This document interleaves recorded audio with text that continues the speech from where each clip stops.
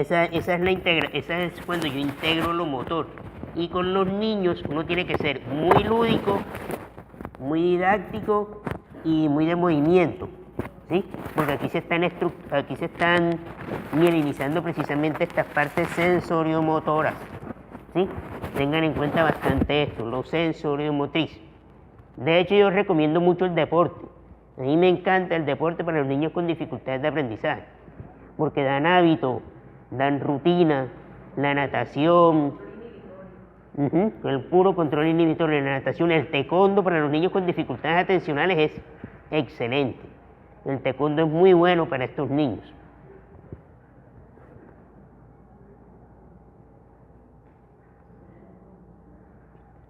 Lo anterior entonces eran los signos que eran más perceptuales y estos van a ser los signos motores, que ustedes se pueden dar cuenta, que ya nos adelantamos un poquito con lo motor.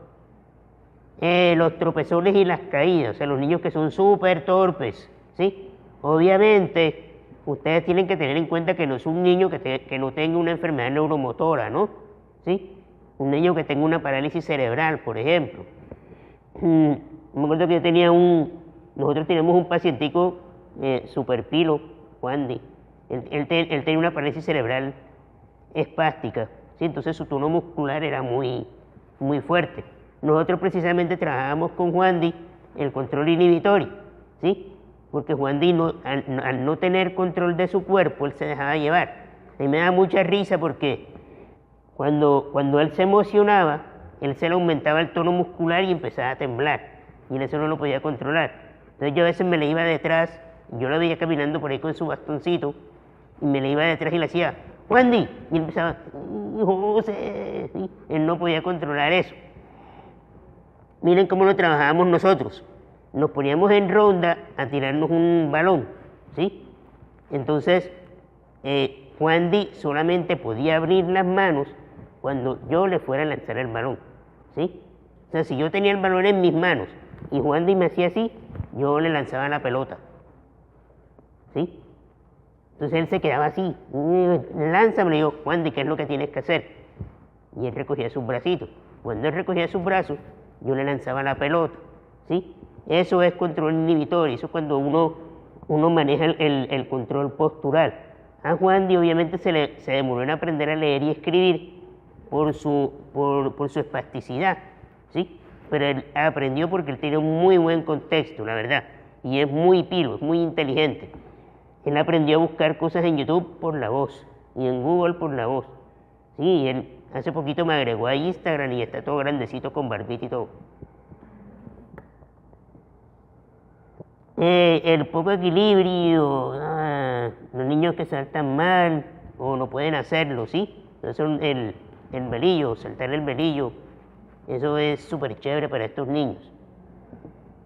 Dificultades en el vestido, que esto tiene que ver con la motricidad fina, entonces que no se saben amarrar los cordones, que no se pueden abotonar.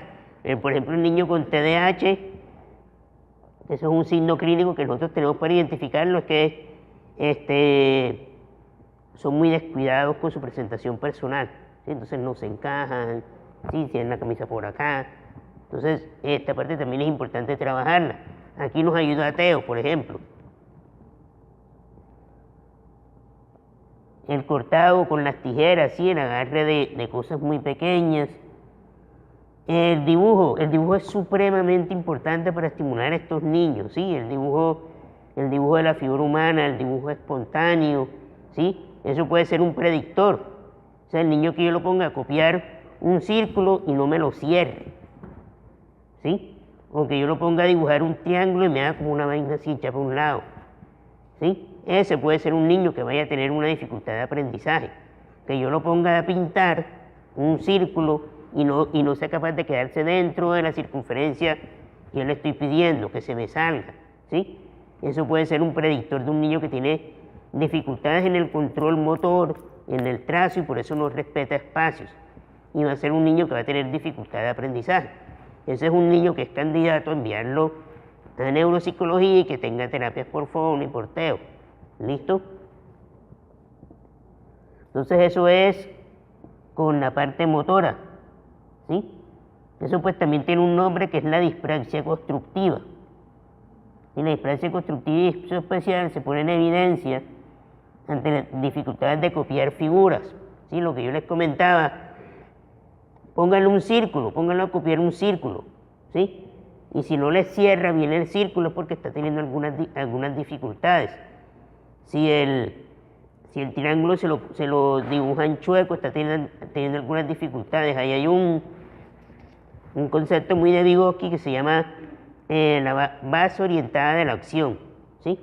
Póngale primero unos punticos para que él se guíe. ¿Sí? Y poquito a poco le va quitando esa orientación para que él solito vaya integrando.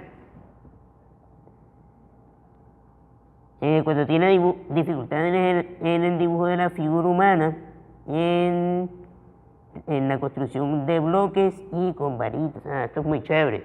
¿Sí? Cuando uno los pone a trabajar con legos. ¿Sí? Los legos son súper bacanos por esta parte visoconstructiva. ¿Sí? Entonces, el niño de preescolar, uno lo tiene que estimular de esta manera.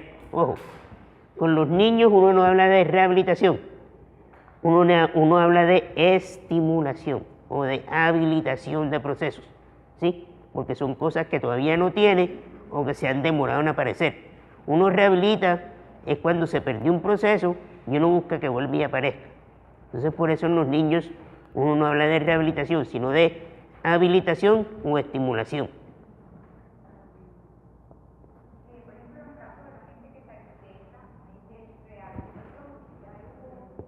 ¿Cómo?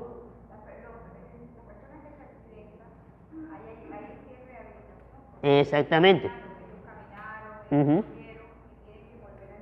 Eso sí es rehabilitación, exactamente. Por ejemplo, yo una vez tuve un chico que él se cayó de un 10º piso, no me pregunten cómo quedó vivo, ¿sí? Pero Juancho se cayó de un 10º piso y cayó de pie, cayó así. Entonces tuvo un traumatismo craneoencefálico, ¿sí? Y él quedó con muchas dificultades en su lenguaje, ¿sí? En su memoria sobre todo, entonces él no recordaba muchas cosas. Él no se acordaba el nombre de los hermanos, él tenía una anomia. Entonces decía el hermano del medio, el hermano de abajo, ¿sí? Y cuando iba a comer era, Juancho, ¿qué quieres de desayuno? Eso que se toma con leche, ¿sí? Como es chiquito, él se trabajó, eso se lo hacía súper rápido, ¿sí? Además de que tenía un contexto súper bueno, eran muy acomodados. Él estudiaba en el Nueva Granada, que es el colegio más caro en Colombia, tiene un McDonald's adentro, imagínense. Un McDonald's adentro, el colegio. O sea, la cafetería del colegio es un McDonald's.